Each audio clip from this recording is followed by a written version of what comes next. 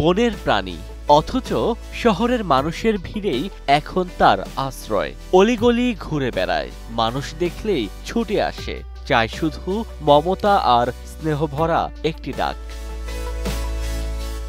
শিশুর মতোই আচরণ তার, নাম ধরে ডাকতে হয় না, কেউ আয় বললেই চলে আসে কাছে, যেন মানুষের ভাষা বোঝে, আদরের স্পর্শ বোঝে।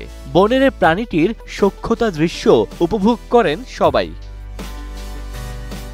গাছ বা ঘন বন নয়, মুখ পড়া হনুমানটির বেশিরভাগ সময় কাটে টং দোকানের বেঞ্চে বা দেয়ালের ওপর বসে। লোকালয়ের মানুষই তার আপন হয়ে গেছে। মানুষের নিকটজনে পরিণত হওয়া প্রাণীটির দেখা মিলবে কুষ্টিয়ার মিরপুর উপজেলায়। বন্যপ্রাণী হলেও মানুষের ভালোবাসায় সে যেন হারিয়েছে হিংস্রতা। খাবারের সন্ধানে এলেও মায়ার বন্ধনে যেন আটকে গেছে।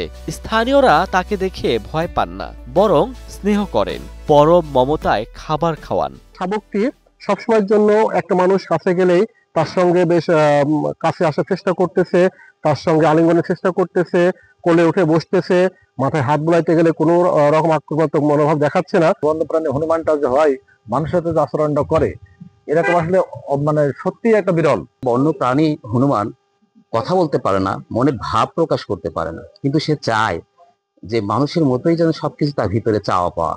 অসুস্থ হলে বুধবার চিকিৎসার জন্য এক ভ্যান চালক তাকে নিয়ে যান স্থানীয় প্রাণী সম্পদ কার্যালয়ে। চিকিৎসা শেষে আবার ছেড়ে দেওয়া হয় তার প্রিয় এলাকায়। আমি রাস্তায় আজকে পাওয়ার পরে আমার ভ্যানের সামনে বসে সে হাসপাতাল বন্ধ আসছে, এসে ট্রিটমেন্ট নিয়েছে, নেওয়ার পরে এখন সে একটু সুস্থ আছে এবং আরও 2 দিন থাকলে পরে ট্রিটমেন্ট করে তার পুরোটা সুস্থ হয়ে যাবে। এই হনুমানটি মূলত তার কিছু ওড়নজনিত সমস্যা এবং অরুচিজনিত সমস্যায় ভুগছে।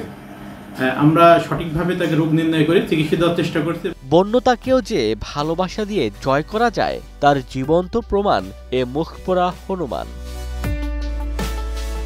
Star news, Kushtia.